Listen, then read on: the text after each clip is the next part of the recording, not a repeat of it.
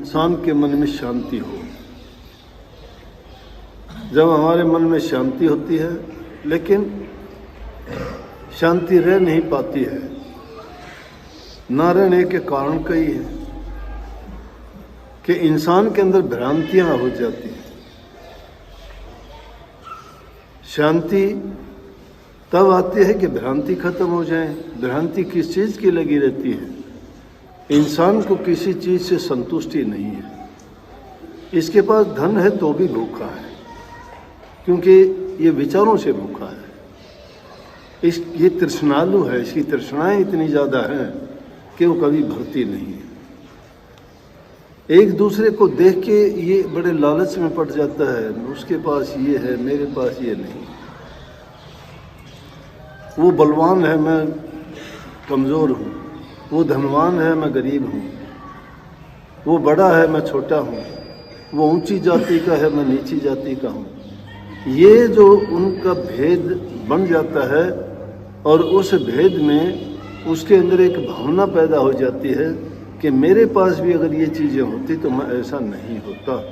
और उन चीज़ों की पूर्ति करने के लिए वो फिर रात दिन उसी सोच में, उसी विचार में और उसी ख्यालात में अपना जीवन लगा देता है। तो जब उन चीज़ों में उसने अपने मन को लगा दिया तो भक्ति का तो रास्ता बहुत दूर छोड़ दिया है।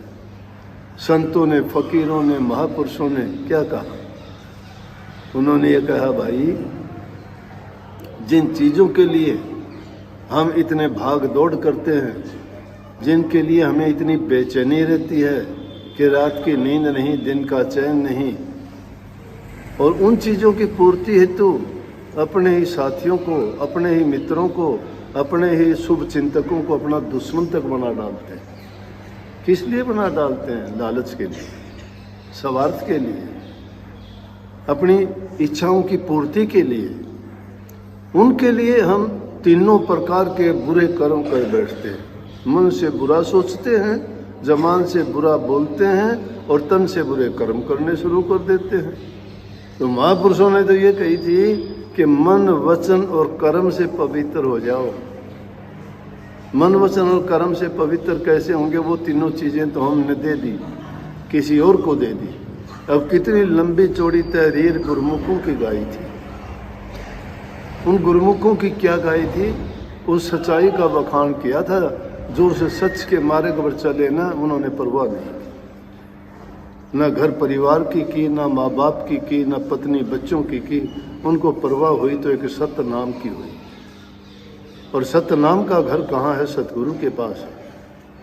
और जो सतगुरु को भुला देता है, सतगुरु से दूर चला जाता है, वो परमात्मा से दूर चला जाता है। सतगुरु है कौन? सतगुरु मालिक का भेजा हुआ नुमाइंदा है। वो उन जीवों का ही हित कर सकता है ना, जो उससे अपना संबंध जोड़े रखते हैं, उन पर श्रद्धा, विश्वास और यकीन रखते हैं, उनसे प्रेम का नाता अटूट बना लेते हैं। और जिसका प्रेम का नाता अटूट जुड़ जाता है, उसके शुक्राने ख़त्म ही नहीं होते हैं। वो तो कदम कदम पर शुक्राना करता है। हमारी औकात क्या है?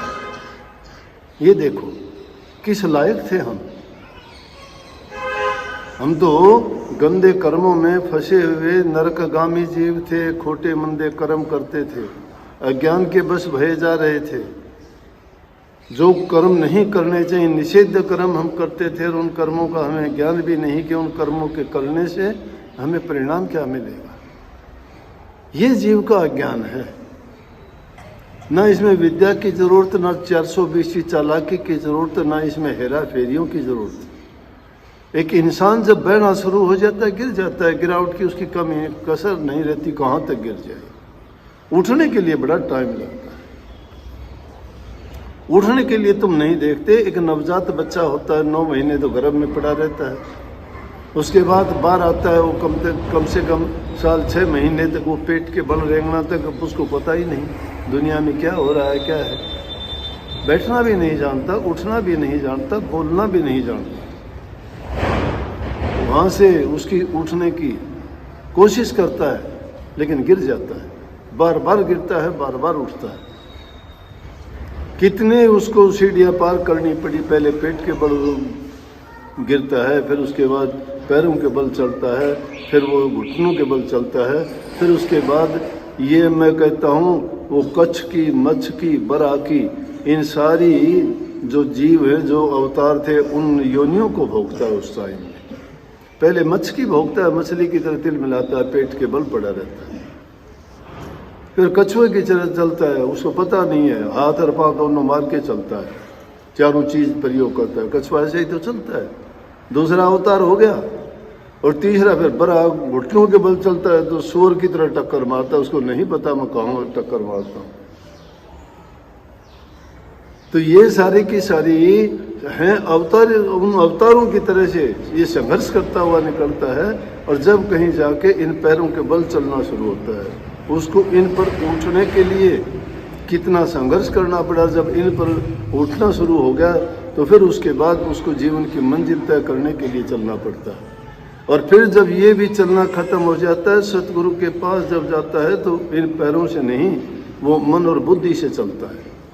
मन को गुरु के चरणों में जब लगा देता है, बुद्धि से वो नेक कर्म और अपने शुद्ध कर्म करने शुरू कर देता है, फिर उसको वो रास्ता मिलता है जो मंजिल की ओर लेके जाता है। नहीं तो इस 84 के गेड़ में, काल और माया के देश में वो भरमता भरमता भरमता कभी ऊंची योनि में जाता है, कभी नीचे में जाता है, कभी कोई कष्ट भोगता है, और उसके बाद भी उसका पीछा नहीं छूटता, नरकों में जाना पड़ता है उसको। किस लिए नरकों में जाना पड़ता है? वो कर्म बिगाड़ लेता है। कर्म कैसे बिगाड़ता है? या तो किसी की निंदा करता है, मन से बुराई करता है, चुगलियाँ करता है, चोरी करता है, हेरा फेरी करता है, छल कपट बेईमानी करता है। पेट के लिए, इस 2 रोटी के लिए वो कितने कर्म कर बैठता है, लेकिन रूह के लिए नहीं सोचता।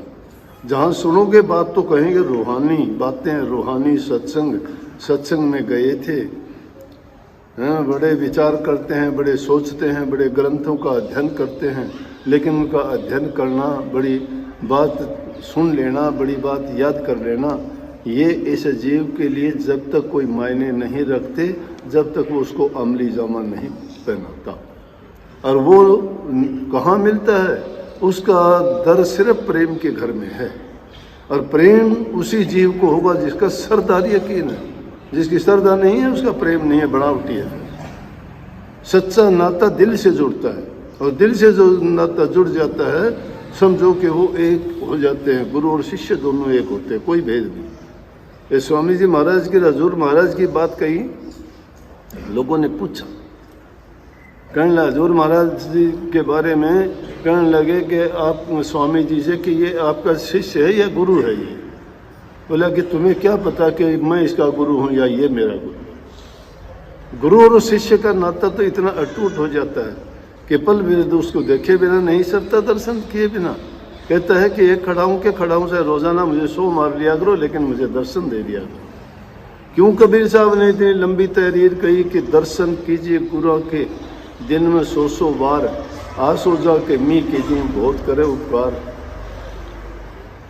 100 बार दर्शन करने के लिए बोला, लेकिन दर्शन किस चीज से? ये थोड़ा है कि मन में कुछ है, बाहर से दर्शन, वो दर्शन कोई फायदा नहीं देगा, चाहे तुम रात दिन उसमें बैठे रहो। अब तुम तो जाके गंगा में स्नान करके सारे पाप धो लेना चाहते हो अपने विश्वास और इतबार से, लेकिन उसमें मछली और मेंढक रहने वाले, उनके कर्म नहीं धुलते।